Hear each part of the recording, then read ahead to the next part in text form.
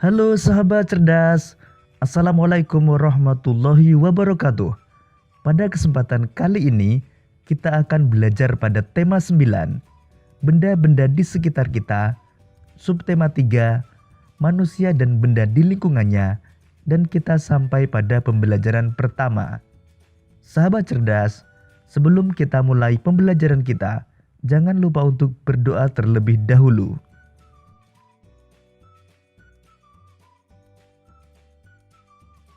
Saat jam istirahat, Edo dan Dayu membaca koran yang ditempel pada papan pajang sekolah.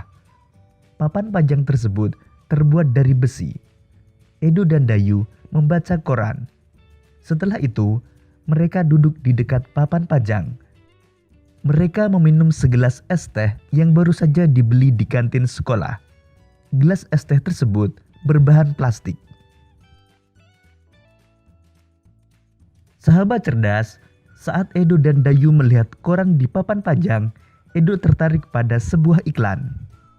Berikut ini sebuah iklan yang diamati oleh Edo. Sahabat cerdas, sekarang mari kita jawab beberapa pertanyaan tentang iklan tersebut. Pertama, produk apa yang ditawarkan dalam iklan tersebut? Produk yang ditawarkan adalah minuman dalam kemasan dengan merek Aquada. 2. Apa saja yang terdapat dalam iklan tersebut? Yang terdapat dalam iklan tersebut antara lain nama produk, gambar yang menarik, dan kalimat iklan. 3. Bagaimana kesimpulan tentang isi teks paparan iklan tersebut? Kesimpulan tentang iklan tersebut antara lain tujuan iklan sudah tercapai dan iklan tersebut sudah memiliki ciri-ciri iklan yang baik, yaitu informatif, bahasa singkat dan padat, serta menarik. Sahabat cerdas, tadi kita sudah mengamati sebuah contoh iklan. Masih ingatkah kalian apa itu iklan? Iklan adalah sebuah informasi yang bertujuan untuk mendorong, membujuk, atau memberikan pengaruh pada halayak ramai atau banyak orang agar tertarik pada barang atau jasa yang ditawarkan. Berikut ini beberapa tujuan dari sebuah iklan. Pertama, memberitahukan kepada halayak ramai tentang suatu produk atau jasa. 2. Memengaruhi halayak ramai tentang suatu produk atau jasa.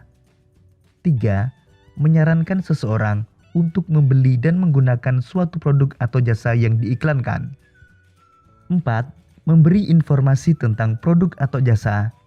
Dan yang kelima, menarik halayak ramai.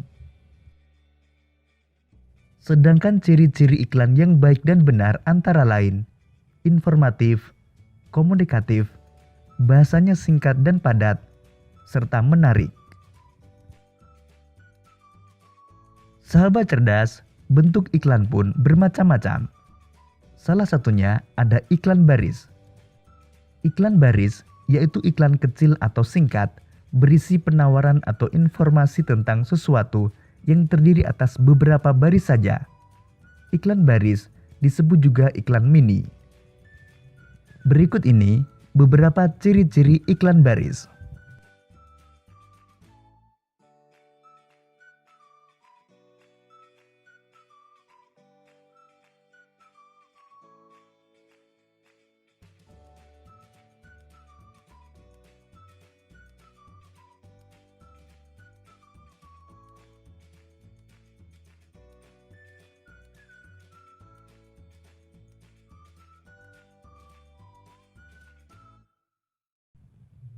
Dan berikut ini adalah contoh iklan baris pada koran.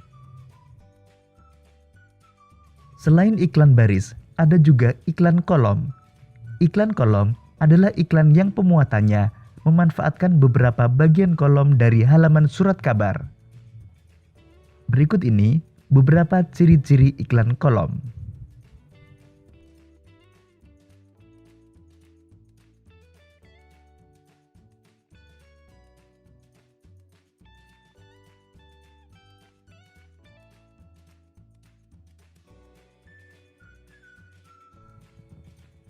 Dan berikut ini adalah contoh iklan kolom pada koran.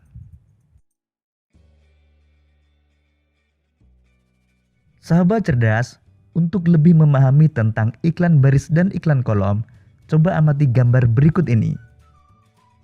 Tahukah kalian apakah maksud dan tujuan iklan di atas? Maksud dan tujuan dari iklan tersebut adalah untuk mengajak atau menghimbau kepada masyarakat untuk menjaga kesegaran dari udara di tempat-tempat umum, di tempat kerja, di dalam rumah, dan di tempat ibadah, dengan cara tidak merokok di tempat-tempat yang sudah disebutkan tersebut. Termasuk bentuk iklan apa jika iklan tersebut dimuat dalam surat kabar? Iklan tersebut termasuk ke dalam bentuk iklan kolom.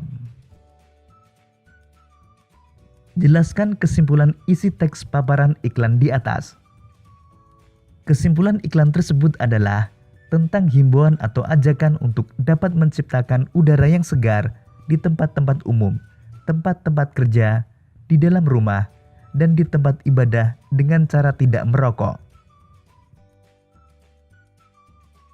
Sahabat cerdas, Edo merasa haus. Tidak lama kemudian, Edo mengambil segelas air putih lalu meminumnya. Edo mencermati iklan yang ada pada soal latihan yang telah dikerjakannya. Ternyata, hari ini ia telah mempelajari iklan tentang air dan udara. Air dan udara merupakan benda-benda di lingkungan sekitar kita yang sangat dibutuhkan manusia.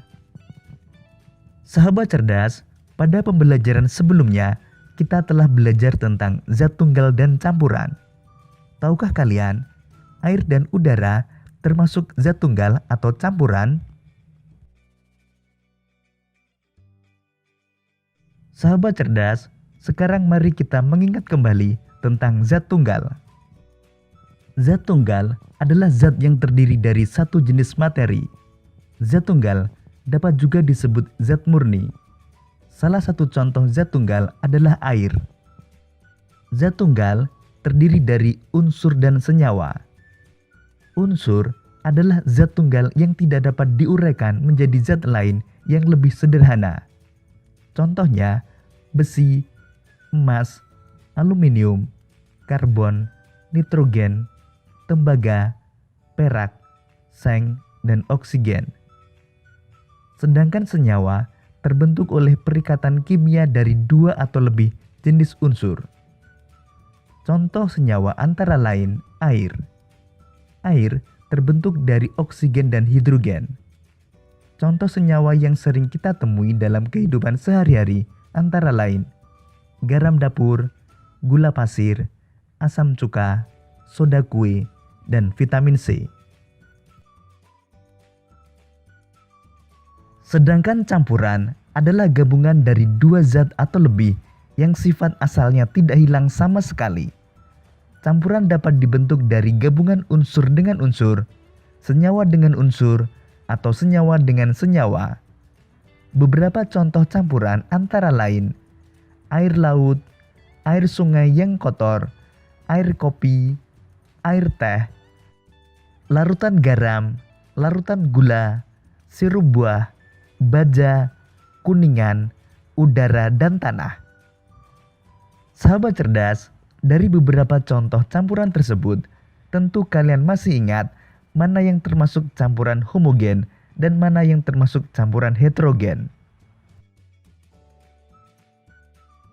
Sahabat cerdas, agar lebih memahami tentang zat tunggal, mari kita lengkapi tabel penggolongan unsur dan senyawa berikut. Yang pertama air, termasuk senyawa.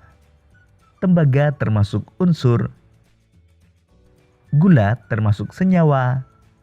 Perak termasuk unsur. Garam termasuk senyawa. Hidrogen termasuk unsur. Besi termasuk unsur. Asam cuka termasuk senyawa. Oksigen termasuk unsur. Dan emas termasuk unsur.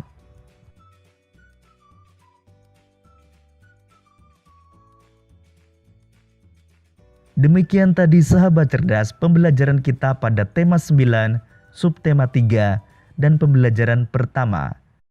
Untuk menguji pemahamanmu, kamu dapat mengerjakan latihan soal yang terdapat pada deskripsi video ini. Sampai jumpa pada pembelajaran berikutnya. Tetap semangat dan selamat belajar.